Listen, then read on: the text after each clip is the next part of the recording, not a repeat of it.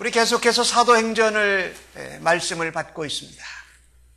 사도행전 2장에 성도들이 기도하고 있는데 성령이 강림하심으로 교회가 시작되어졌습니다. 스데반 집사님이 많은 사람들 앞에서 예수 그리스도를 너희가 십자가에 못 박여 죽었다라고 하면서 돌에 맞아 죽으면서 예루살렘 교회는 막 늘어나다가 사람들이 다 흩어지게 되어졌습니다. 그 흩어진 사람들이 그 다른 지역에 가서 유대인들에게 그리고 이방 사람들에게 복음을 전하게 되었습니다. 그러니까 우리가 스스로 복음을 전하기 위해서 자발적으로 흩어지지는 않아요. 그죠? 그래서 스데반의 일로 핍박이 임하게 하나님이 하셔서 하나님 백성들이 예루살렘을 떠나서 다른 지역에 가서 복음을 전하게 했다는 겁니다. 그 중에 예루살렘에서 있었던 사람 중에 안디옥, 시리아의 안디옥이라는 곳에 가서 복음을 전했는데 이방 사람들이 복음을 듣고 구원을 받는 겁니다. 또 그들이 구원을 받을 뿐만 아니라 그들이 복음의 말씀을 들을 때 성령님이 이 예루살렘에 있었던 사람들에게 임한 것 같이 그들에게도 임했습니다. 그래서 안디옥 교회가 이 예루살렘 교회를 떠나서 안디옥 교회가 오히려 중심이 되어져서 복음을 전하는 전진기지가 되어졌습니다. 이 안디옥 교회가 성도들도 많아지고 교회가 부흥하니까 하나님께서 그 담임 목사인 바나바와 바울을 세워서 선교를 보내라고 말씀합니다. 복음을 전하러 직접 파송하라고 말씀하십니다. 그래서 바나바와 바울이 마가 요한이라는 그 사람을 데리고 전도 여행을 떠납니다.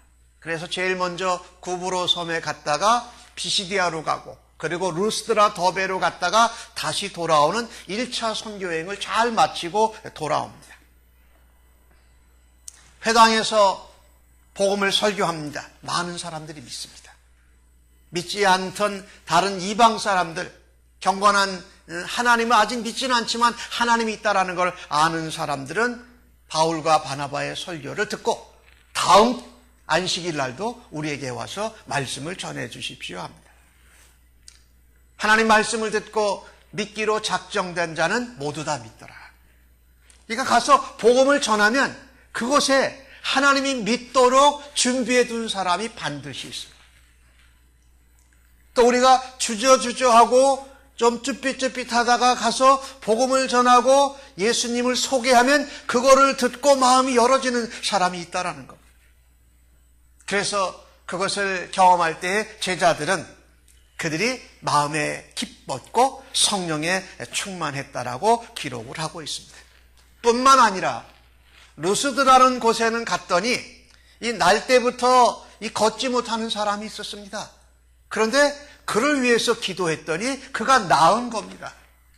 그러니까 그 사람들이 바나바보라는 제우스 신이라고 그러고 이 바울보라는 헤르메스라는 신이라고 얘기하면서 절을 합니다. 말하자면 경배하는 거죠. 바나바와 바울이 우리가 그런 하나님이 아니다. 우리는 당신과 똑같은 그냥 사람이다, 인간이다라고 하면서 그들이 바나바와 바울에게 하는 그 영광을 받지를 않습니다. 1차 선교 여행이 상당히 성공적으로 마치고 돌아옵니다.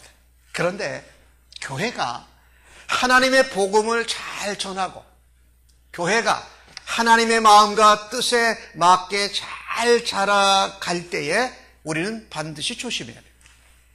그때 무엇이 있다고요? 어려움, 시험, 마귀의 공격, 사단의 괴계가 일어나기 시작한다는 겁니다. 물론 어려움, 문제, 사단의 유혹과 공격을 하나님의 은혜 가운데 우리는 잘 견뎌낼 수 있습니다. 그리고 그런 기회를 통해서 오히려 새롭게 변화될 수 있습니다. 오늘 본문이 바로 그런 본문입니다. 그래서 안디옥 교회로 돌아왔는데 이번에는 자극이 믿지 않는 사람들로부터 온 것이 아니라 믿는다고 하는 사람들로부터 자극이 옵니다. 어디서 왔냐면 예루살렘에서 멀리 안디옥까지 찾아온 사람이 있었습니다.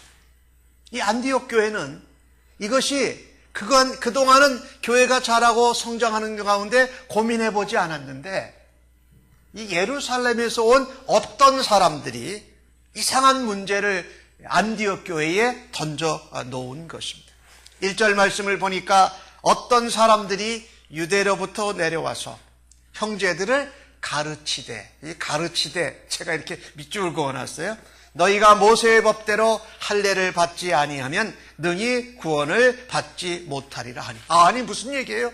지금 안디옥 교회가 예루살렘에서 가서 전도한 사람들로 인해서 바나바를 목사로 세우고, 바나바는 바울을 동역 목사로 데려와서 교회가 부흥해서 선교 여행을 다녀올 정도로 교회가 탄탄해지고 교회가 자라고 있는데, 너희 안디옥 교회는 할례를 받지 않고 율법, 구약에 나오는 율법을 지키지 않으면 구원받지 못한 거다라고 와서 가르치는 겁니다. 전혀 생각지 않은 일이 벌어지는 거예요. 이 어떤 사람, 우리가 이 신앙생활을 할 때에 저는 여러분과 제가 이 어떤 사람과 되지 않기를 주님의 이름으로 간절히 축복합니다. 자기가 생각하고 자기의 경험, 또 자기가 붙들고 있는 것을 가르치려고 해요.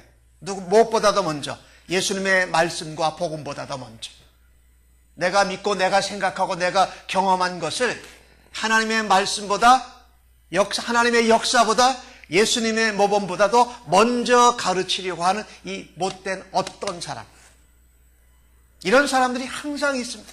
예수님 오실 때까지 아마 있을 거예요. 교회에도 있고 세상 가운데 있을 것이 분명합니다. 그들의 이야기는 구원은 할례 받아야 되고, 유대인처럼 할례 받아야 되고, 너희들이 유대인이 아닐지라도 유대인이 지켜온 율법을 너희들도 지켜야 된다라고 한 겁니다. 그러니까 조금 우리말로 표현하면 이렇게 표현할 수 있습니다. 자기들은 할례 받고 자기들은 율법을 지키면서 살았던 것이 억울한 거예요. 그러니까 너희도 할례 꼭 받고 너희도 율법을 지키고 준수하라는 것입니다. 그래서 이것은 진짜 복음이 아닙니다. 믿는다고 하면서 잘못된 복음을 믿고 있는 겁니다. 첫 번째입니다. 오직 복음으로 우리가 구원을 받는데, 사실 거짓 복음은요, 항상 출발을 어디서부터 하면 사람의 외적인 행위로부터 출발을 합니다. 거짓 복음은 그렇습니다. 근데 참된 복음은요, 바꾸어 말한다면요, 참된 복음은 먼저 외적인 행위에서 출발하지 않습니다. 이게 중요한 겁니다. 거짓 복음은 먼저 외적인 행위에서 출발하는데, 참된 복음은 먼저 외적인 행위에서 출발하지 않습니다. 오늘 주신 말씀을 보면 1절 가운데 그들이 그렇게 얘기잖아요. 오직 예수로 복음으로 구원을 받는 것이 아니라 뭐에? 할례 받아야 되고 율법을 지켜야 된다.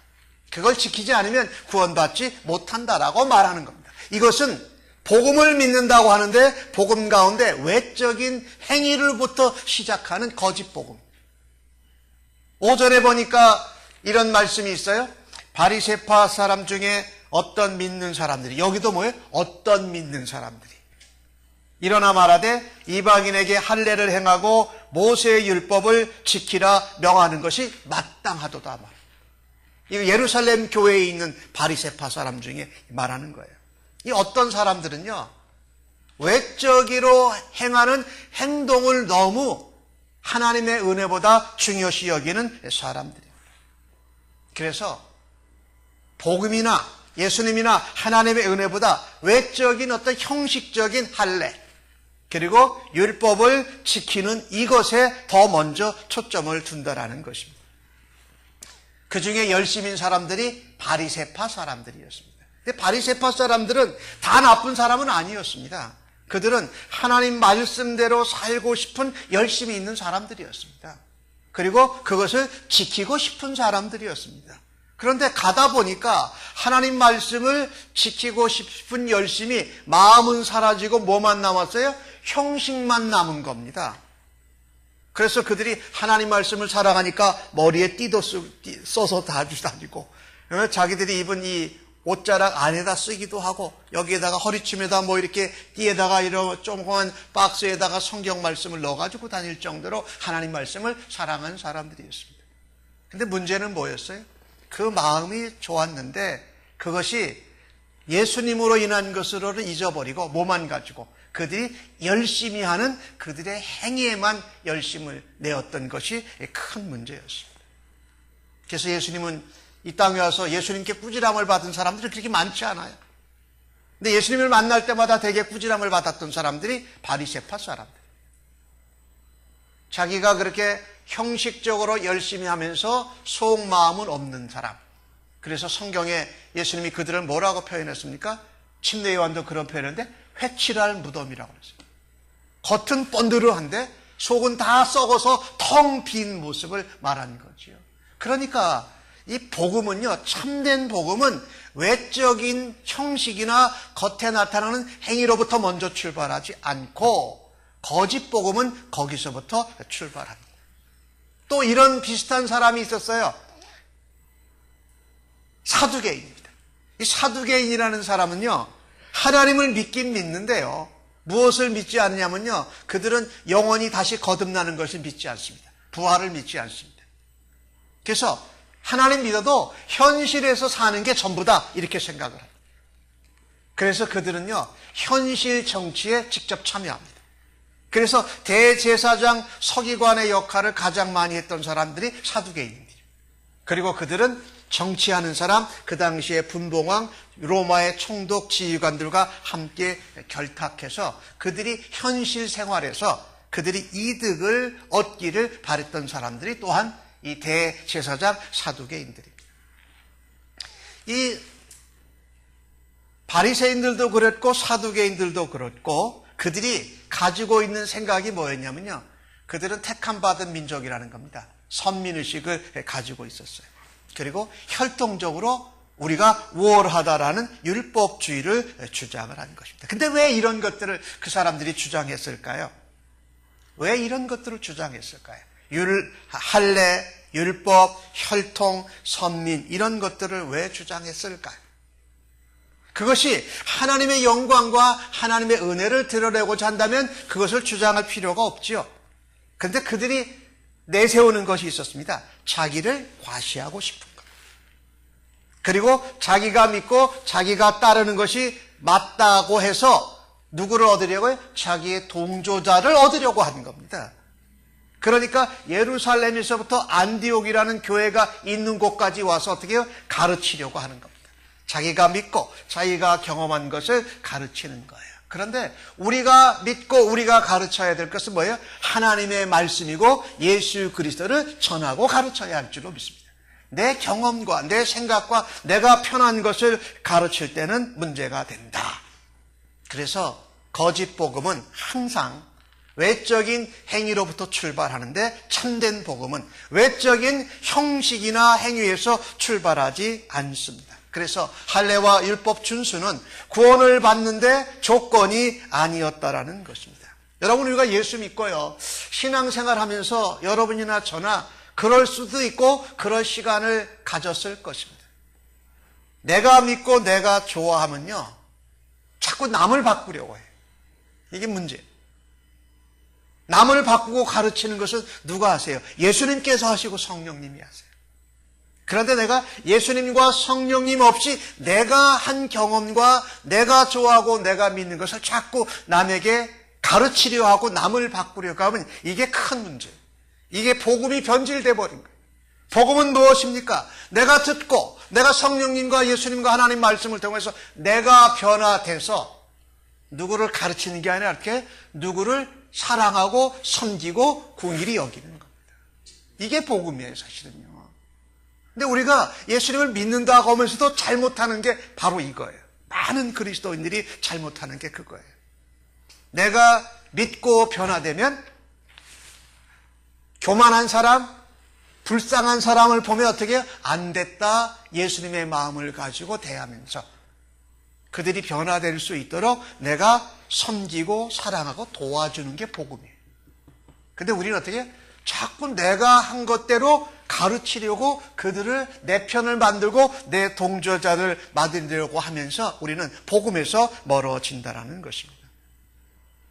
자, 오늘 3절과 4절을 보니까요, 이런 말씀이 있어요. 그들이 교회로 이제 그 문제 때문에 문제를 해결하기 위해서 그 대표들을 보냈는데 그들이 가면서 좀 보십시오. 베니게와 사마리아로 다니며 이방인들이 주께 돌아온 일을 말하여 형제들을 다 크게 기쁘게 하더라. 그들이 가는 도중에도요, 베니게라는 두로와 시돈 땅, 그 다음에 사마리아 땅, 이스라엘 사람들이 별로 좋아하지 않는 동족들이 있는 혼혈족인 거기를 가서 어떻게 해요? 이방인들에게 복음을 전하고 그 기쁨을 함께 나누었다라는 겁니다. 그러니까 이게 그들이 진정한 참된 복음에 있었던 거죠. 그 필립 얀시라는 분이 그 쓴 책 가운데 놀라운 하나님의 은혜라는 책 가운데 이런 내용이 있어요. 여러분 그 성 어거스틴이라고 알죠? 성 어거스틴이라는 사람은 아주 4세기경에 대단한 기독교 신학자입니다. 고백록 뭐 이런 거 쓰고 또 어머니가 그 아들을 위해서 얼마나 기도하고 믿음으로 키웠는지 유명한 사람. 근데 그는 정말 똑똑했는데 이 젊어서는 여자아들을 쫓아다니면서 허랑방탕하게 살았고 그 다음에 어머니가 기독교 집안의 독실한 신자인데도 그는 마니교라는 이단에 빠져서 생활을 했습니다.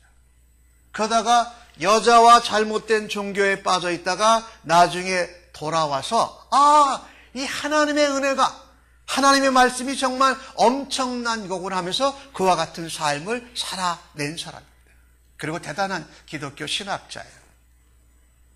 그런데 이 성 어거스틴한테는 좋아하는 사람도 많지만 성 어거스틴을 싫어하는 사람도 많았어요.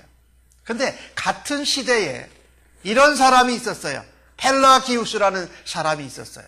이 사람도 믿는다고 하는 사람인데 이 사람은 도시 출신이었습니다.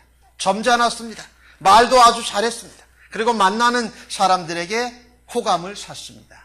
그런데 이 펠라기우스라는 사람은 모든 것을 시작할 때 인간의 노력, 인간의 겉에 나타나는 행위를 먼저 출발을 했습니다.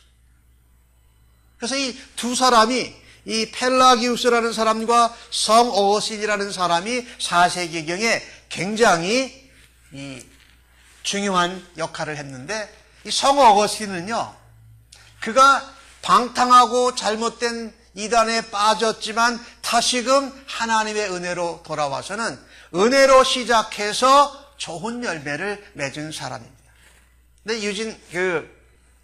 이것을 놓고 어떤 사람은 이렇게 얘기합니다. 예수 믿는 사람들이요, 이론상으로는 어거스틴 모습을 좋아한대요. 내가 잘못하고 방탕하고 범죄했다가도 다시 하나님 은혜로 돌아오는 것이 진짜다. 그런데 실제로 살아갈 때는 펠라기우스적으로 살아간다는 거예요. 뭐예요? 인간의 행위나 인간의 열심이나 겉으로 나타난 행위를 더 먼저 중요시 여기면서 살아가는 모습이 있다는 거죠. 그러니까 이런 모습은 뭐냐면요, 다른 사람은 물론 하나님의 마음까지 내가 얻으려고 자꾸 뭔가 열심히 하고 노력하고 반복하는 것에 초점을 두는 것을 말합니다. 그런데 하나님께 우리가 구원을 받고 하나님께 사랑을 받으려면 우리가 뭐를 열심히 해서 되는 것이 아니라는 거죠. 그렇죠? 이게 굉장히 중요해요. 이것을 자꾸 강요하고 그것을 가르쳐서 내 편을 만들려고 하는 사람이 이 예루살렘 교회에서 안디옥 교회에 왔던 것입니다. 우리는 조심해야 됩니다. 항상 우리는 그런 것에 쉽게 빠질 수 있는 요소가 있다. 두 번째로요, 이 참된 복음은요, 외적인 요인으로 차별하지 않습니다. 오늘 본문 8절과 9절 말씀을 함께 좀 같이 읽어보십시다. 시작. 또 마음을 아시는 하나님이 우리에게와 같이 그들에게도 성령을 주어 증언하시고 믿음으로 그들의 마음을 깨끗이 하사 그들이나 우리나 차별하지 않으셨느니라. 참된 복음으로 믿고 자라는 사람은 차별하지 않습니다. 사람을 뭘로? 외적인 요인으로, 외적인 모습으로 차별하지 않습니다. 근데 우리가 이거 참 우리의 마음에 많이 와닿는 말씀인데요. 우리는 외모 보고, 옷 입은 거 보고, 그 사람 행색 보고 사람을 판단하고 차별할 때 많지 않습니다. 조심해야 되는 거예요. 우리가 복음으로 살아갈 때에 참된 복음은 외적인 요인이나 외적인 모습으로 차별하지 않는다. 오늘 누가 그랬다고 그럽니까? 베드로가 한 얘기예요. 베드로가 이 사도행전 12장에 로마 백부장 고넬료라는 사람의 집에 가서 복음을 전하고 그들을 위해서 기도했더니 그들에게 성령이 임했습니다. 그런데 이 베드로는 그것에 대한 분명한 경험이 있어요. 내가 기도하고 있는데 하나님이 하늘에서 보자기가 이렇게 내려와가지고 그 보자기에 부정한 짐승들이 많이 있는데 환상에서 먹으라는 거예요. 그래서 하나님, 나는 이 부정한 것을 먹은 적이 없습니다. 그랬더니 두 번째 말씀하시기를, 하나님이 깨끗하다 한 것을 네가 더럽다고 하지 마라 라고 하면서 세 번째 말씀을 듣고선 사라집니다. 그러던 중에 보니까 요빠에서 이 고넬료의 집에서 이 베드로에게 사람을 보내서 베드로와 고넬료가 만나게 됩니다. 근데 로마 백부장이에요. 그런데 그 가족과 그 집에 모인 사람들이 가서 예수 그리스도의 복음을 전했더니 믿고 구원받고 그들에게도 성령이 임하는 것을 베드로는 직접 경험을 했습니다. 그러니까 베드로가 뭐라 그러느냐? 참된 복음은, 하나님은 우리의 외모나 혈통이나 다른 겉모습으로 차별하지 않습니다. 이것을 분명히 말하는 것입니다. 그러니까 오늘 우리가 오직 복음으로 살아가야 되는데 우리가 자주 반복해서 실수하는 것 중에 하나가 이겁니다. 먼저 외형적인 형식이나 어떤 행위로부터 출발하려고 하고, 그 다음에 다른 사람들을 볼 때에 외적인 요인을 가지고 오히려 사람을 차별하곤 한다. 베드로는 알았습니다. 하나님께서 유대인인 자기에게 그렇게 하신 것과 똑같이 로마 백부장과 그 가정에 있는 모든 사람들에게 똑같이 하셨으니까 차별이 없다라는 것입니다. 우리는 차별하는 것 조심해요. 어떨 때는 인상 보고 차별하기도 하고, 어떨 때는 옷 입은 것 가지고 차별하기도 하고, 어떤 때는 타고 다니는 차 가지고 차별하기도 하고, 어떤 때는 과거에 그 사람에 대한 안 좋은 소문을 지금까지 기억해서 차별하기도 하고, 그죠? 그 다음에 어떤 사람을 본 첫인상이 있으면 수십 년 전에 본 첫인상인데 그것을 수십 년이 지난 지금에도 그 첫인상을 가지고 차별하곤 하죠. 오직 복음으로 살아가지 못하고 있는 우리의 모습. 오늘 본문 말씀은 베드로는 뭐라고 그럽니까? 구원을 받는데 외모 가지고 차별하지 않는다. 어느 목사님이 교회에 부임을 했어요. 교회에 부임을 했는데 목사님이 새로 오시니까 또 교인들이 열심히도 하고 전도도 하고 그래서 교인들이 점점 이제 늘어나서 교회로 오기 시작했어요. 근데 그 교회에 오래를 다닌 어느 성도가 얘기합니다. 어느 성도가 누가 새로 나오면 목사님, 저 사람이 우리 교회에 나오면 안 됩니다. 왜요? 그러면 저 사람은 옛날에 아주 나쁜 짓을 많이 했던 사람이니까 우리 교회에 나오면 우리 교회의 명예가 손상됩니다. 또 어떤 사람이 새로 오면 목사님, 저 사람은 우리 교회에 나오면 안 됩니다. 왜요? 저 사람은 옛날에 우리 교회에 나왔는데 아주 교회 안 좋게 하고 나갔던 사람이니까 우리 교회에 나오면 또 문제가 또 생길 겁니다. 목사님이 이렇게 성도님이 누가 교인이 새로 나오면 그런 얘기를 계속 듣고 있다가 그 성도에게 얘기하는 거예요. 자매님, 또 저도 몇 년 전, 수십 년 전에는 지금 이 모습이 아니었습니다. 우리가 예수님 믿고 변화되지 않았습니까? 또 예수님 안에서 우리가 달라지지 않았습니까? 수년 전에, 수십 년 전에 그런 일 했다고 지금도 그런 일 한다고 어떻게 보장합니까? 그리고 그때 인상과 그때 관계가 그렇게 잘못됐다고 지금도 잘못될 거라고 어떻게 먼저 차별할 수 있습니까? 하나님 우리에게 지금 우리 교회에 그분들을 보내주셨다면 하나님이 기대하는 것이 있는 것입니다. 하나님의 마음으로 교회를 통해서 그들이 변화될 수 있는 기회를 새로 주신 것일 수 있습니다. 그러니까 옛날의 첫인상, 옛날의 경험, 옛날의 관계를 다 내려놓으시고 우리도 옛날에 나빴던 적이 있으니까 변화될 것을 기대하고 차별하지 마십시다. 이게 맞죠? 복음은요, 옛날의 경험이나 옛날의 관계나 옛날의 인상 가지고 차별하지 않는 겁니다. 더더욱 오늘 본문 말씀 가운데 나오는 것은 무엇입니까? 유대인과 다른 이방인의 혈통이 다르고 나라가 다르고 문화가 달라도 차별하지 않는 것이에요. 근데 우리는 어떨 때 보면 우리가 가지고 있는 첫인상, 나와의 잘못된 관계를 수십 년이 지난 뒤에도 계속 그것에 묶여가지고 차별하면서 복음으로 또 하나님의 은혜로 예수의 사랑으로 사랑하기를 거부할 때가 얼마나 많은지. 오늘 이 주신 말씀을 통해서 참된 복음으로 살아가는 주의 백성들은 외적인 요인으로 사람을 차별하지 않는다. 그래서 복음으로 오히려 환대하고 복음으로 변화될 것을 기대하고 소망 가운데 섬길 수 있는 우리 모두가 되어지기를 예수님의 이름으로 간절히 축복합니다. 마지막으로 하나 더 살펴보십시다. 오직 복음으로 살아간다는 것은 어떤 것일까? 오늘 주신 말씀 11절 말씀에 보니까 그러나 우리는 그들이 우리와 동일하게 주 예수의 은혜로 구원받는 줄을 믿노라 라고 말합니다. 이 예루살렘에 가서 이 문제를 가지고 안디옥 교회가 예루살렘 교회에서 파송된 사람들로 시작된 교회니까 이와 같은 중요한 문제가 일어났을 때 예루살렘 교회로 사람을 보내서 그들과 함께 의논했다라는 것입니다. 참된 복음은요, 외적인 행위나 외적인 요인으로 차별하고 거기서부터 출발하지 않고 참된 복음은요, 오로지 주 예수의 은혜로 구원받게 합니다. 이게 우리가 해야 될 일입니다. 어떤 형식이나 외형적이나 인상이 아닌 오직 참된 복음은 주 예수 그리스도의 은혜로 구원받는다.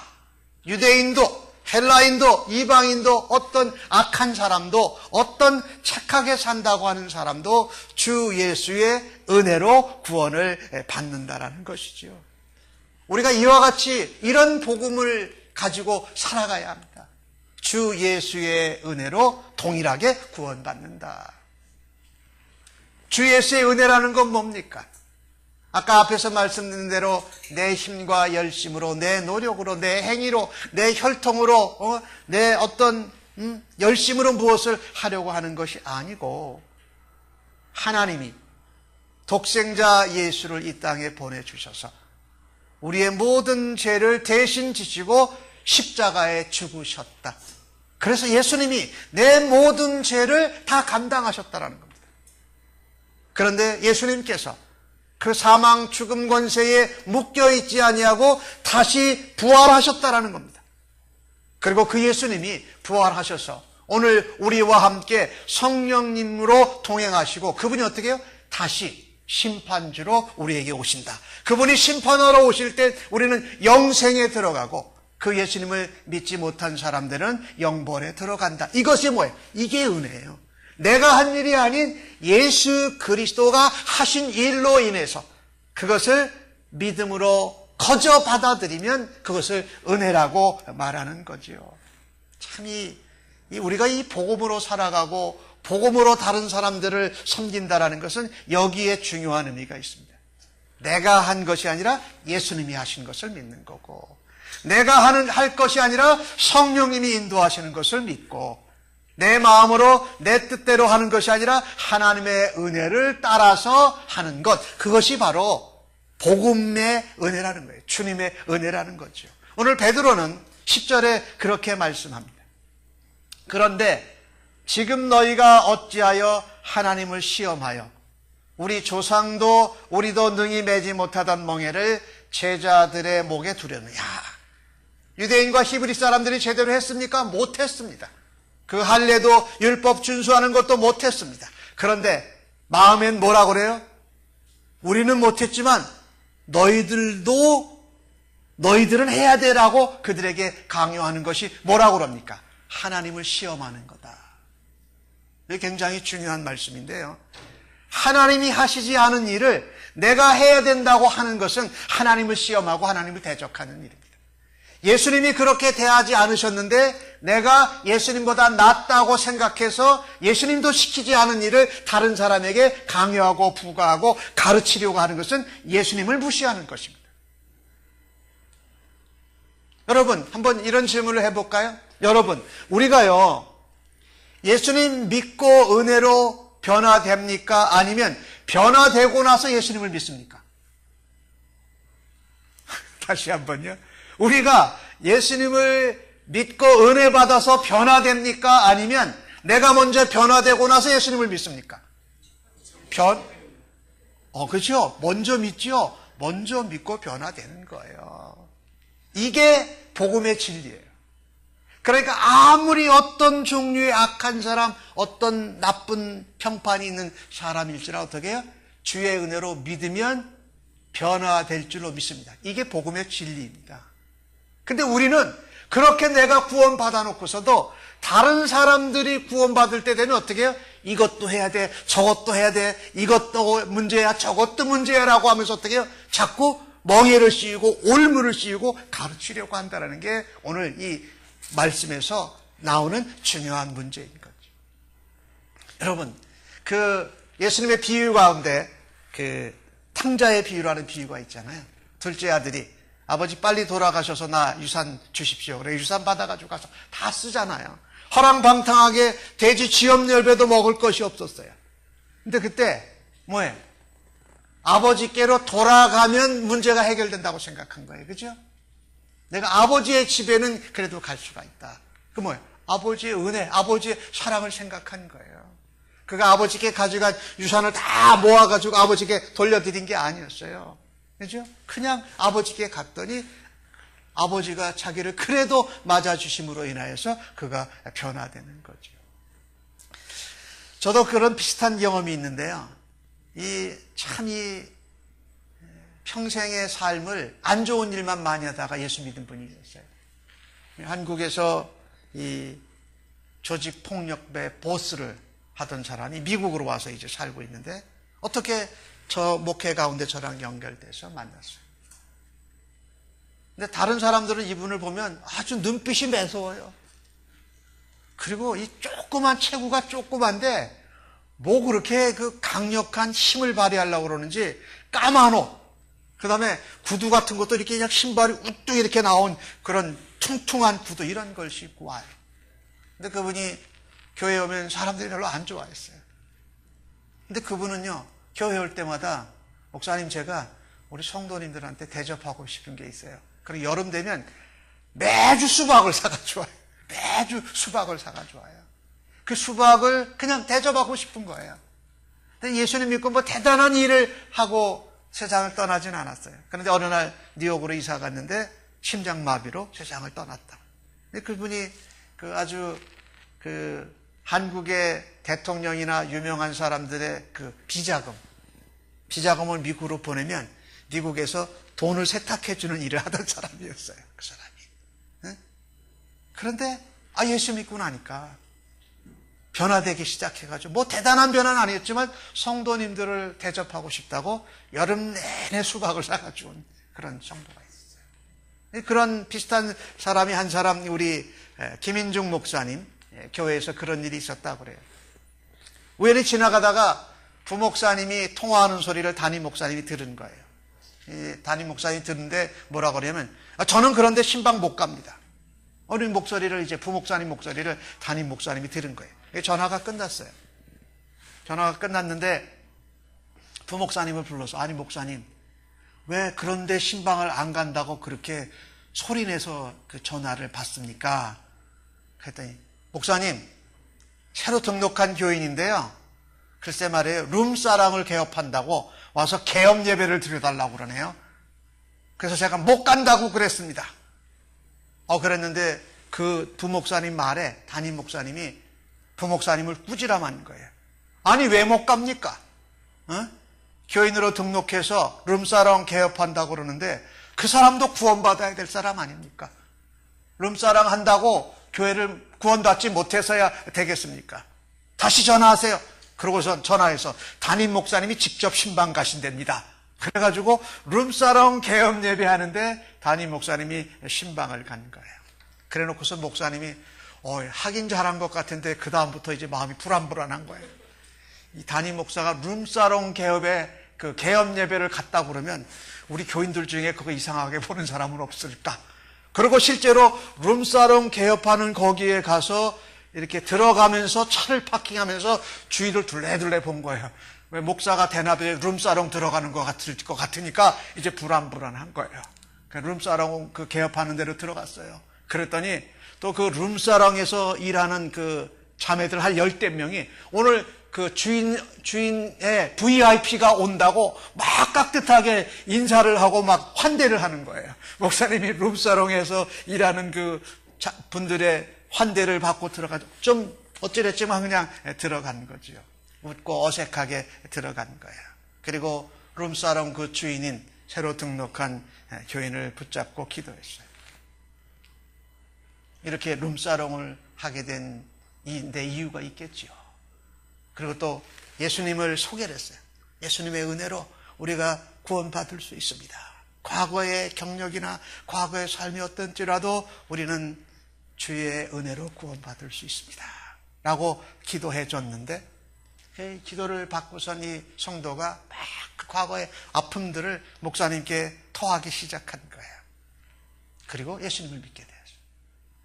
룸사랑을 시작한 지 얼마 안 돼가지고 이 룸사롱을 개업 예배를 드린 이 주인장이 룸사롱을 팔고 다른 신문사 지국을 맡게 돼서 이제 그 신문사를 통해서 이웃을 섬기는 일로 지금 열심히 하고 있다는 거예요. 우리가요, 중요한 것은요, 복음으로 살아낸다라는 것은 외형적인 행위나 형식에서 출발하지 않고 또 외모나 어떤 다른 조건으로 차별하지 않고 누구든지 주 예수의 은혜로 나를 위해 십자가에 죽으시고 부활하신 주님을 만나고 기대하기만 한다면은 우리는 얼마든지 복음으로 살아갈 수 있는 줄로 믿습니다. 그 복음으로, 그 하나님의 은혜로 우리에게 주신 믿음으로 그 복음의 삶을 살아내는 성도님 되셔서 우리들 통해서 하나님 영광 받으시고 주님의 교회가 견고해지고 부흥하는 통로가 되시기를 예수님의 이름으로 간절히 축복합니다. 아멘. 기도하십시다.